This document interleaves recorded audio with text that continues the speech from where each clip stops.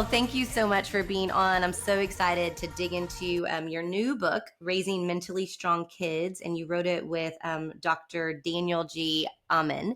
I want to just dig into the nitty gritty of this book. Did I say his name right? Did I say the last his It's name? Amen.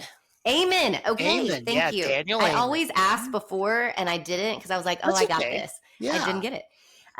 So raising mentally strong kids, and then you talk about how to combine the power of neuroscience with love and logic, because we all know that you are the president of Love and Logic. Many of us who are listening today have worked with that, are still doing that with our kids. It's been such a blessing to us as a family. I just want to tell you. And so I want to get into the nitty gritty. I have so many questions to ask you. But first, I want to hear just a little bit about your story when you were a kid. And I thought it was so fascinating when I read the foreword of your book of how your dad, kind of said he was this helicopter drill sergeant parent. And then he made like a 360 change, and you were kind of the product of him learning about psychology and the mind and all of that. So tell me a little bit about growing up in your family and why that was so important. Well, my dad was originally he played in the band at Ringling Brothers Circus. He traveled all around, and he was a professional musician.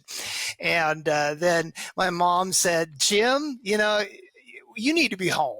Okay, so enough with this. And so he went and he begged some schools to hire him, and somebody finally said, "Okay, we'll give you a shot." And he became an educator and really fell in love with working with kids. And then he got really concerned about a lot of the kids who seemed to have a combination of respect and responsibility deficit disorder. That's a made up thing. It's not a real thing, but we know what it looks like, though. All of our Disres- kids have that a little bit. Disrespectful, irresponsible, and then the rise of the helicopter parent. I mean, and he's thinking, oh, these other people, they're really struggling with their kids. But wait a second. My house is a mess. I better get things straight at home. So, he was desperate at home. He was desperate in his job as an educator.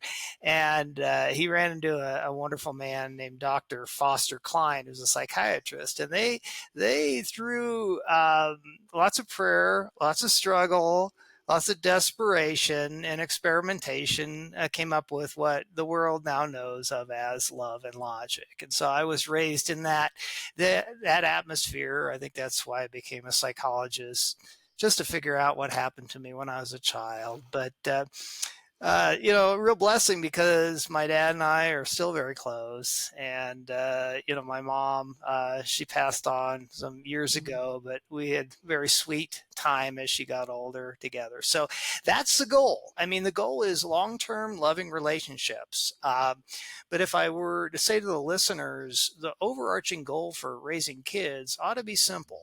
And I think of it as twofold: strong and loving kids. How do we raise kids who are strong, who are also loving? And the two go hand in hand. I mean, if you want to see somebody who struggles with being able to love other people and do good, right? It's somebody who feels weak inside, who's scared. Because there's nothing that brings out nasty behavior more than fear. So when we can raise somebody who's strong, that can handle life's challenges, we want kids that are strong, then they're going to be a whole lot more likely to be able to love other people, especially love other people who are hard to, at the time to love. So I love that's the it. big picture. I didn't tell you this at the beginning, and I usually tell people at the beginning just kind of our story, but I can't wait to tell my husband. So about my kiddo's 15 now, and when he was in first grade, he was being bullied on the playground a little bit, and my husband wrote him a lunchbox note, and it said, "Be strong, protect the weak, love everyone." It has become the mission and motto of our family for the last however many years. This is what started the podcast. It's what started our children's book. That is this mission. We had an apparel line that had that phrase, but it was the same thing that you're talking about: is how do we help our kids be strong in who they are, because the world's going to tell Right. them lots of different things about who they are. And then how do we help them, even in that adversity, be able to love everyone? So thank you for saying that. I love that we're kind of on the same page already. Well, my goodness, we're in the same book. We really are. Okay. I love it. Tell me a little bit when we're talking about goals. One of the things in your book, and one of the things I did last night, as I have an advanced copy of the book, so I got to do it, is these parenting goals. And I love goals. That's my personality. I'm Yeah. driven. I love goals. Not everyone loves goals, but it helps me know where I want to get to, or am I doing the things to get to my vision or my goal. So talk to me a little bit about why it's so important to have parenting goals. Well, parenting goal, first of all, we need to know the destination. I mean, really, when I go someplace in the car, I punch in the location. It's got to be pretty specific, otherwise I'm going to end up in the wrong place. That's the kind of the reason for why we want to have goals. But the beauty of goals is it also orients the mind to be able to actually see the end result. Okay, and being able to see it, actually visualize what it looks like, what it feels like, is so incredibly crucial to being able to help us get where we need to go. And we often, smart people have all sorts of wonderful business and educational, financial goals, and then they get so tired out developing those, they get home, they forget about the fact that yeah, okay, the house is falling down again. It's such a common thing. The cobbler's kids, their shoes are falling apart, right? And so we want to sit down and ask ourselves, where do we see ourselves going? Where do we want to see ourselves going as parents? And let's remember, and let's come in close here, okay, friends. Uh, well, let me ask you: is the world really changed by me spouting off a bunch of opinions about what I think and what I think other people should do? It's a fun exercise. Old guys do it in front of coffee and pancakes, down at the but My yeah, 85-year-old dad yeah. does that every single day with his group of It's friends, right? it's fun. It feels very therapeutic, but in the final analysis, the world has changed. Our families are changed through our example. Mm. And so the first step in creating strong and loving kids is for us to get strong and loving, get solid on that. And the goals, let's be clear, the goals are mostly about our behavior. So it's not so much the Mm. kids. The kids are the side effect. Okay. The primary focus is on and taking the humongous timber out of our own eyes and working on that. And by the way, it's like there's this idea that once I get that out of my eye, I'll be able to tell other people how to handle their lives. And the reality of it is we never do. Mm. It's just too immense of a task. And Sure. so life is more about us focusing on what we're doing, how we're living our lives, our thought life. And the beautiful side effect is it ups the odds that other people will join along. Yeah. Tell me a little bit how you've done this in your own life. Talk to me a little bit about how you've kind of done that work in yourself so that you can be that model for your kids, and what are some of the things that you feel like are so important to model? Well, one of the most important things to model is a dependency on Christ, a Mm. dependency on God. Uh, because we're going to blow it. you know? And if we go into this thinking, okay, I'm going to have some goals and I'm going to be this perfect parent and they're going to work out really great, we're going to blow it and we're going to be on a very precarious perch, so to speak. And so what we want to be very clear about is that we are going to make mistakes. In fact, um, I spend so much time. I want you to hear this, listeners. I spend so much time trying to be perfect in my life, trying to be in control of all these things that I was failing miserably. And I was in the process of raising kids who are going to be exactly like me, which is scary. Thinking that perfection, that somehow under my own power I could achieve this result. And see, one of the most important things, and I hope this is an encouragement to you, is that it's good when you make mistakes. In fact, when you asked me about my journey, I could lie to you and give you a polished up version. But my journey's been full of fits and starts and struggles. And the realization that it's not so much perfection, but it's kids seeing you humbly growing Mm. each and every day. Yeah. I want to tell you about my mom. She'd gotten sick in her older years, and she wasn't going to be around for much longer. And I had some really sweet times with her, and we were talking. She said, "Oh, Charlie, I made so many mistakes." And I said, "Yeah." We had that kind of relationship. "Yeah, Mom, you did." And we laughed together. But I said, "The thing about it is that we got to see you grow up. Mm. Me and my sisters, your kids got to see you grow up and mature. And now we have a picture of what that looks like." That's good. S- I think that's the thing that I interview a lot of people, and we talk about what our kids need to do and what are the 5 steps of when I before I was a parent, I was a great parent, right? Oh Before yeah. I mean, oh goodness. Yeah. I was a youth pastor, and I was so good at telling those parents how to parent their kids. And then I became a parent, and I was like, oh man, all the things that I said I wouldn't do or would do, has just gone completely out the window. And so I always hear it's us, that we need to work on us and be that Right. model to our kiddos. And I think it's interesting, this, your book is Raising Mentally Strong Kids. And if I read that just and didn't know anything about you, I would think, okay, we're going to be talking about like mental strength. How do I get my kids to persevere? How do, maybe that might be the thought. But one thing that I love about this book and what I love about Love and Logic is you dive into empathy, loving relationships. And so I want you just to kind of talk a little bit about that. Like, how do we raise mentally strong kids? But you are so big into empathy. There's a quote in your book that says, empathy opens a child's heart and mind to learning, whereas anger shuts the door on learning and relationship. And many times, I just want to be vulnerable here, is I have a kiddo who needs a gentle parent. She's driven, she's my mini me, but I can come at her hot because I'm not the most gentle person. And so she needs the gentle in me. So talk to me and talk to others just a little bit about how do we raise mentally strong kids, but through an empathetic lens.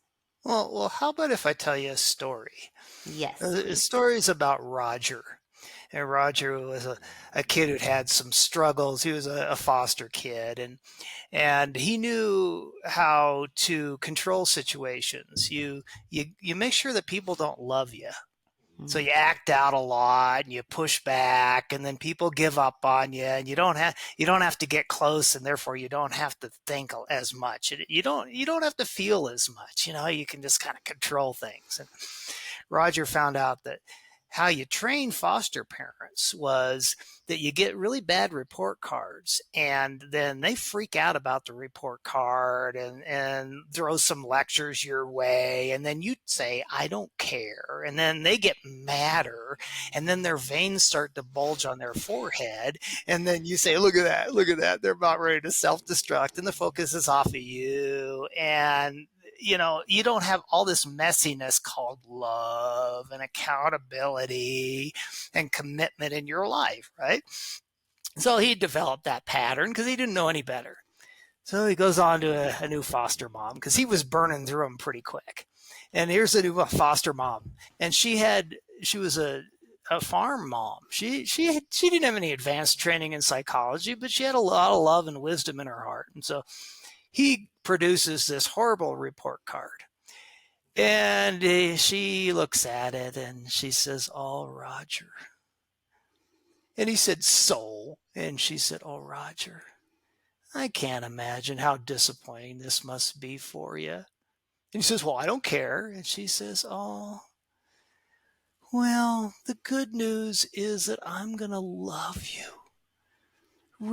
regardless of the number of years it takes you to get through the fourth grade. I'm just going to love you.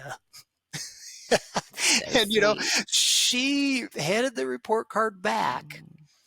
And she was sharing this story with us because it's so similar to Love and Lodge. She said, I did that on accident. I just knew anger wouldn't work. And well, he stomps off and now he's really upset. Roger's really upset. He stomps Right. his foot.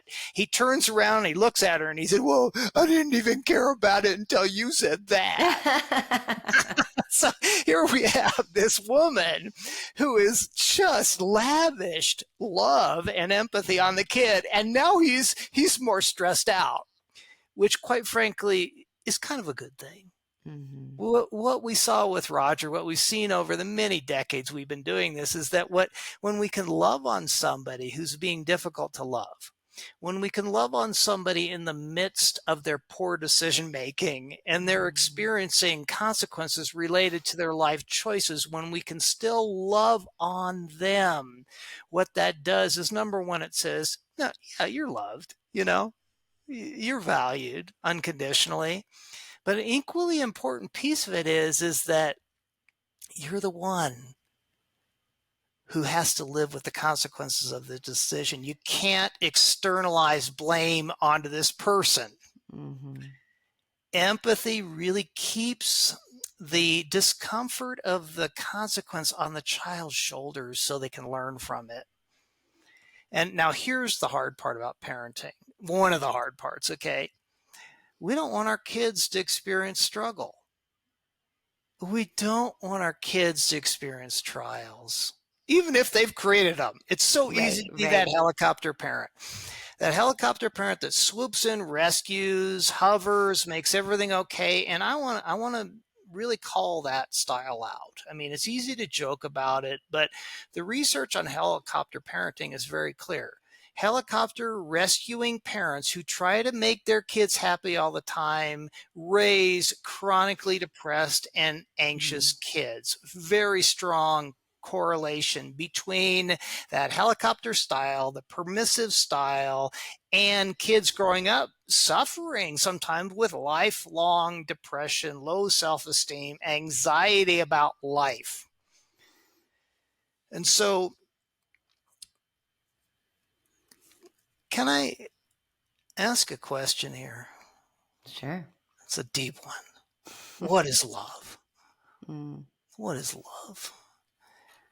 I'm still trying to figure that out, but it's interesting. As I get older, I start coming up with it's being revealed to me. God is revealing some things to me. And does he love us enough to allow us to struggle? Mm. I hope so. Yeah. Loves us so much. He wants us to grow. He loves us right where we are, but, Mm. he's committed to our growth. And does he allow us to make some mistakes? Yeah. Because without free will, can there be love? Right. Do we have any sense of his grace if there isn't free will to blow Yeah. it? Yeah. And see, we know, I mean, as Christians, we know, we ought to consider it pure joy when we face trials. That sounds so good. We read that chapter in James, the book of James, and we say, Amen. When you're not going through a trial, right? I like Exactly. this. It hits a little different when you're going through something. I know it is so hard. And when your kids are going through it, Yeah. a big piece of this book is stand beside them as they go through Mm. struggles. Guide them just the right amount, but not too much. It's like you're the master baker and you mixed up this cake and now it's in a pan and you put it in the oven and you know that you can't trust the cookbook or the thing on the box about how long it needs to be in there. You have to keep an eye on it. And that's parenting. I Yeah. mean, we have to keep an eye on it. And our kids are in the heat, they're in the oven. Mm-hmm. And it's so tempting to pull them out too quick, right? And then they don't firm up, right? Yeah. You got a soggy cake. You don't want Yeah. that. But we also don't want to leave them in there too long. So there are times where we should rescue. There are times when Sure. we need to jump in and make things right. Yeah. Yeah. Yeah. Why do you think it is like I want to go back to what you said, the percentages of kiddos who don't face struggle when they're in the home and they're rescued? Why is it that when they get out of the home that they're experiencing anxiety, depression, all of those different things? Well, how do you know you can handle difficulties if you haven't had them? Mm, yeah. I mean, somebody once asked me on a podcast somewhere, "Hey, how do you help kids deal with adversities and struggles?" And my response was, "You don't take those away." Mhm. Okay, so go with me to some scenarios. So let's say we have a kiddo who is having friend problems, and you have a friend who maybe has said something mean to them. They're sad, they're crying. How do we help them deal with that on their own instead of swooping in and calling the mom and making Yeah. sure the kid's being nice and all those things? How can we help our kids solve those problems so we don't have to solve it for them? Well, let's put some artificial steps on it. Well, Yeah. parenting isn't a step-by-step process, but we'll put some artificial steps on it. It'll facilitate our discussion a little bit. So step one, empathy and listening. And I can't even imagine how hard it must be to have somebody you Mm, care about treat you that way and say those things to you. What's that like for you? You know, how, what does that leave you thinking and feeling? Yeah, I just love you. And this is best to, depending on the kid, maybe you got you're hugging them and you're loving on them. And it's just like my job right here is to be present, mm, not to problem solve. yeah. That's what people need in those situations. They need somebody to be present, not to problem solve. Now, our own anxiety will trick us into feeling like we need to fix it. So Mhm. we have to be careful about that, right? Yeah. So I'm taking a deep breath and I'm calming myself, which is gonna be more calming to the kid, right? So and sometimes we just do this and there's no resolution and or progress on it for a day or two or whatever. We don't have to rush these things. Okay. So then the step two is we send the power message, and the power message is sent by asking the child, what do you think you're going to do? Mm, So in other words, you're strong, which is the opposite of what a helicopter sends. A helicopter says, oh, you're weak. Through their actions, you're weak. That's why I'm rescuing you. mm, Um, so what are you going to do? The kid's like, I don't know. I'm just gonna slap her the next time she does that. Don't be shocked if you hear sure. things like that, and also and lean into it. Oh, so you think you'd slap her? That's an option. And by the way, it is an option. Now, I'm not saying it's a good option, right? Sure. But that's an option. And how would that work for you? Well, then I get in trouble. Or they might say it would feel really good. I'm like, yeah, in the short term, right? Okay. So step three is we ask permission to share ideas. I like to do this with adults too. I try not to give advice unless somebody really expresses a desire for it. Mm, So, would you like to hear what some people decide to do? That's step three. Some people. Don't say you should. Would you mm, like to hear what some people decide to do? What? Well, step four is you give them a menu of options, just possible options. They don't have to be great ones. In fact, the first one should be a lousy one. Kids tend to reject the first thing you say, so don't waste a good one, right? So, oh, honey, I guess some people decide not to do anything about it, and they just, how would that? Well, then I'm mad. That's a bad idea. Yeah, yeah. I guess other people decide to say to themselves, usually when people are acting that way, it means they're really hurting inside. I wonder what my friend is hurting about so much.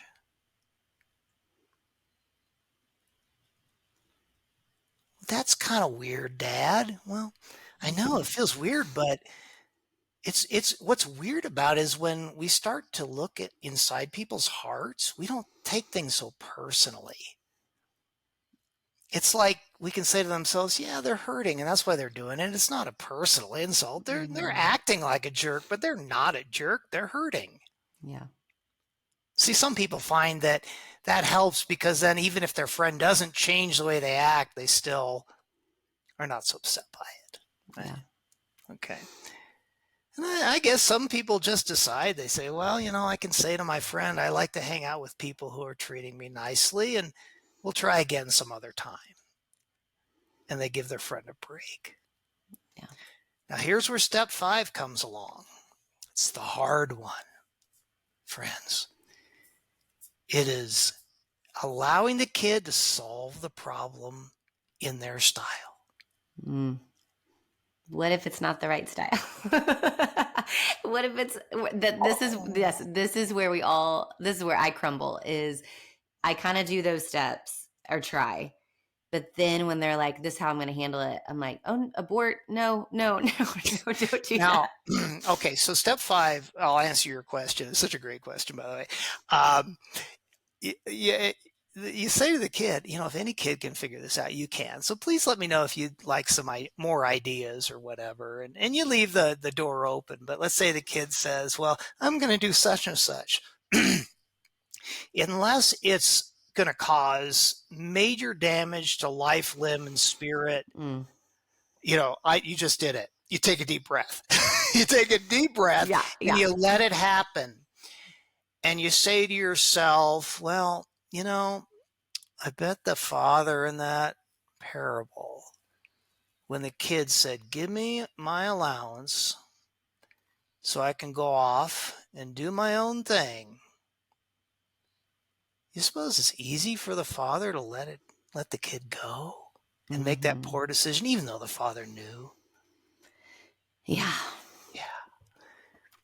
I think that's where I would say, of all the parenting, whether it be young or old, that is the one that I feel like we get the most tripped up in. And I would feel like in my parenting style, I probably help my kids be a little more, I kind of have them do all the things. So they're doing their own laundry, they're making their own decisions. I'm not sweeping in and Mm-hmm. helping figure out the stuff. However, through counseling, I'm learning I do have a little bit of control issue, even as much as I want to give them Oh, you independence. too, huh? It's Me too. it's Yeah, it's I got that that. it's that last step that just is like, well, wait, that's not going to be the right step that I would do. And so Oh, I no. think oh man, I think that's the one where we can just hold our breath and wish for the best, but they'll And, and, figure it out, and they always figure it out. It always is figured outable. and They always do it. let's think about the prodigal. The father did not go and rescue. Yeah. And the kid comes back and he's figured it out, at least a large part of it. Now, how do we have to figure out a lot of hard things in Mhm. life the hard way? Yeah. And then you see this image of tremendous grace. Hmm. And that's, his kindness is what leads to repentance. It's not getting beat over the head with all the things that we've done that have been Mm. wrong. It's like that grace and that kindness. And see, will our kids ever know the depth of our love if we haven't allowed them to blow it? Yeah, it's true. I mean, it's such an interesting. I could go on days. I love talking about this. It's so Yeah. beautiful. But, grace is a Yeah, beautiful thing. But grace is it is. not enabling bad behavior, though. Right. Right. Right. I think there's that. So there's a story, and I'll finish with this because I would love for you to talk about it. And then I have my own parenting moment that happened last night that I want you to dig into a little bit. So I love the story of your dad, and in the book where you wanted the dirt bike, and he let you have the dirt bike. Can you explain that story and then what happened when you didn't follow the rules? I love this piece because this is not normally, if something were to happen like this, I would say, here are all the different consequences, and and maybe anger would come into that. And you talk a lot in your book about how anger, what happens to our brain when we parent out of anger, Right, right. instead of empathy. So tell the listeners a little bit of that story, and then I want to bring in what I did last night and have you kind of critique that for me. Well, the big idea here is my father says, yeah, you can have this if you can earn it, right? And I earned it, and then you can have it as long as I don't have to worry about safety. And I took the thing out and I rode it on the dirt road, and did a number of things thinking, oh, dad doesn't see everything. That's an important lesson in and of itself. Supervision. Don't trust them. Please don't trust your children. I mean, that's crazy talk. When people say, oh, the kid says, you don't trust me, it's like, I don't even trust myself, honey. I'm glad people are watching after me. So let's just join the club, okay? Yeah, yeah. It comes down to like what is a fundamental belief about human nature? I mean, that's an important issue, okay? That's a whole other discussion. So anyway, he lays out the limit. I violate it. No lectures, no threats, no discussion about it. The bike is just gone, and it's very important that we use empathy, but that we also don't do a lot of nagging and lecturing and second chances, because that just creates resentment on our part, on their part, and it doesn't prepare them for a world where, quite frankly, sometimes cause and effect just kicks in the first time. Yeah, sometimes it just takes one teeny tiny little decision for all of us, even us quote unquote mature people. It takes one little bad decision and no reminders, and things go off the rails. I want kids to have that perspective. Mm-hmm. There's choices matter. Yeah. I love that your dad, I think one of your things was that you needed to do the chores in order to have this bike. Oh And yeah, yeah. so, and you didn't do them. And so he just very calmly said, you're like, where's my bike? And he's like, oh, I actually had to pay someone to do your chores for you because you weren't doing Right. them. And I just went ahead and gave him the bike as your payment. And Oh that was, yeah, yeah, yeah. That's what eventually happened. Was I think I experimented with something. I think there was a whole saga over not right wearing the helmet, but I remember not doing the chores, and I think my dad actually said, I need you to help out and do this, and I think I actually said this, no, you can't make me. I think I even tried that. And parents, would you like one for that? yeah. Well, that's when you lose your Yeah, mind. Yeah, that, usually. that's that's Hmm. that's if you can remember this, you're going to be happy, right? Okay. So the kid says, "I'm not doing it. You can't make me."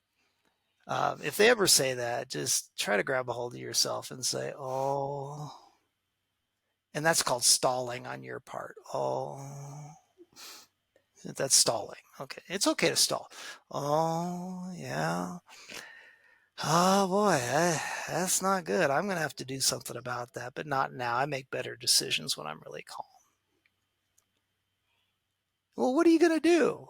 I don't know, but I'll just do something. I love you. Is it okay to buy yourself some time? Yes, probably a good thing. Yeah, absolutely. So yeah, when you don't know what to do, delay the consequence. The so many parenting experts say you have to have immediate consequences. That's a recipe for disaster. Mm, Wise people take time, they calm down, they consult, they get wise counsel, and then they deal with it later. yeah, that's good. So here's my parenting thing. My kids are great kids. They're sweet. I don't think my son has ever talked back to me in his life. He's probably a Enneagram 9, peacemaker, all those things. But one thing that he has trouble with is doing things when he's asked the first time.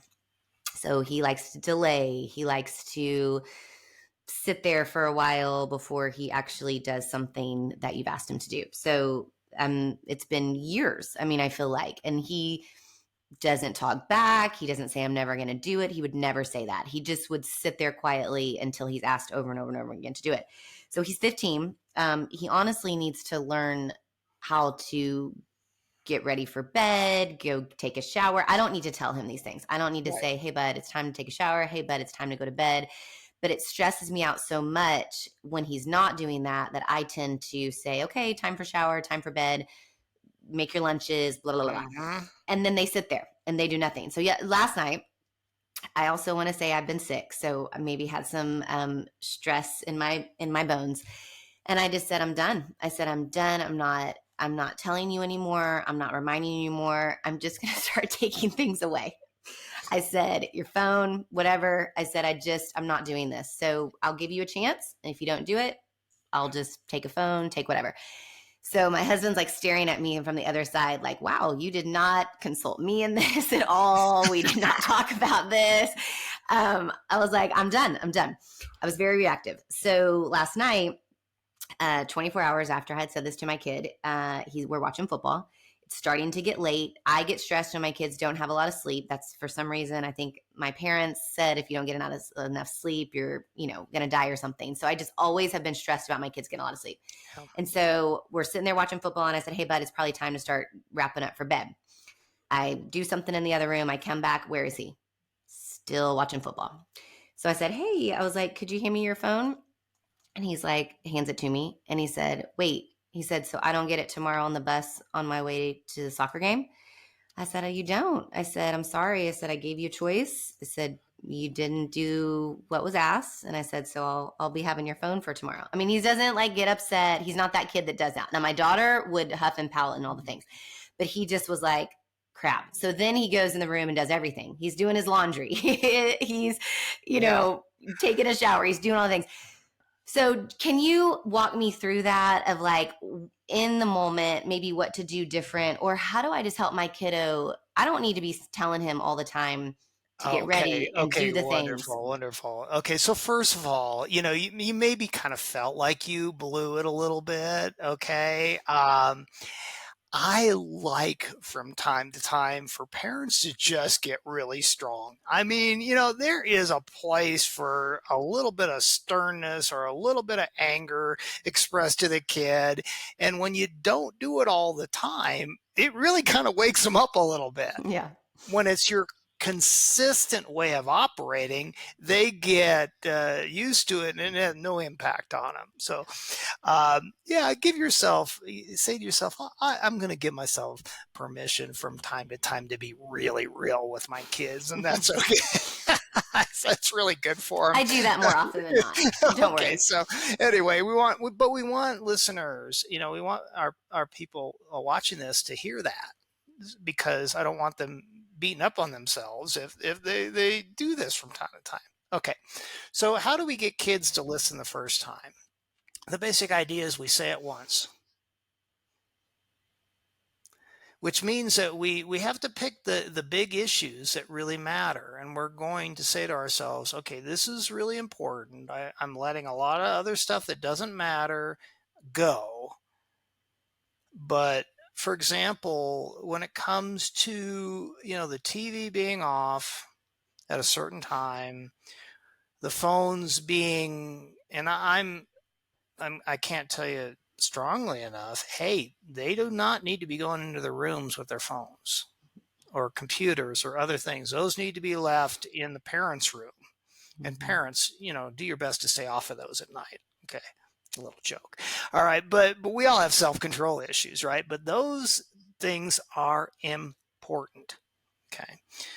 So I'm probably going to go to my especially my teenager and say, do you want me to nag you a lot? Because I'm really good at that. It's a strength area for me.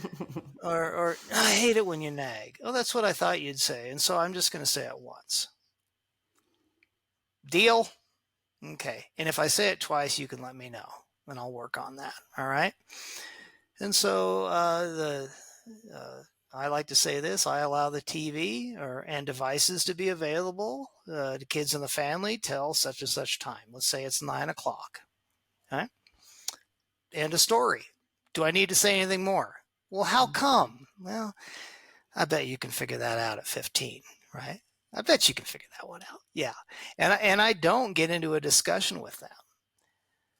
So if I'm a wise parent, I've thought ahead of time, okay, what do I do if we have a battle over it when 9 o'clock comes?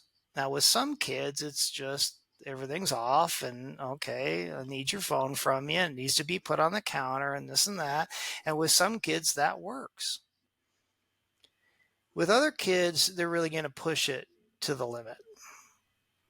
Okay. And they're going to refuse to give it to you, Mm.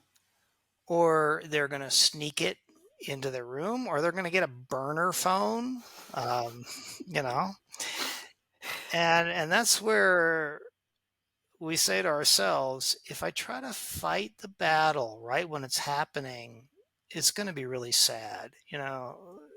We could even have a domestic violence incident here. We do not want that. And so there are times where, especially the bigger kids, is I'm taking my phone in my room and you can't stop me.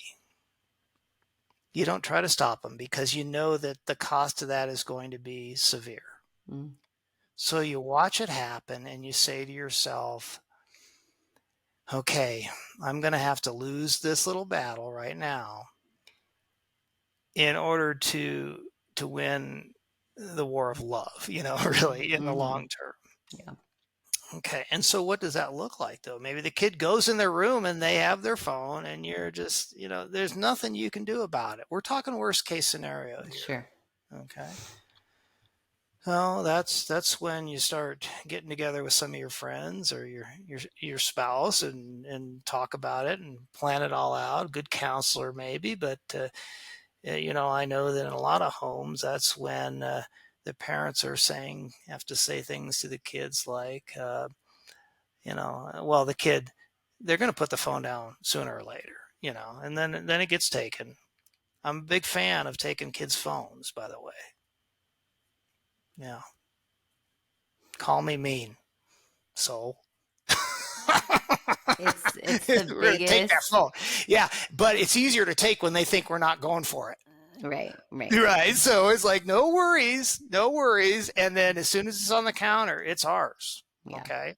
All right. You took my phone. And that's right. I love you too much to see you go off the deep end with this. Well, you can't do that. That's against the law. Could be. Could be. All right. Let's talk about dealing with arguing. You can't do that. I know. Yeah, and I love you too much to fight with you about that. Well, that's stupid. Well, I love you too much to argue with you. You just stick with the same thing. Well, you call yourself a Christian parent. They'll throw that one at you. Oh, hey, and I love you too much to argue. You just stick with the same thing over and over again. Don't try to make sense. But here's the basic idea. We set the limit once only over things that are big issues, right? We don't want to fight every battle. Mm. Okay. Then when it's time for us to enforce it, we enforce it with very few words.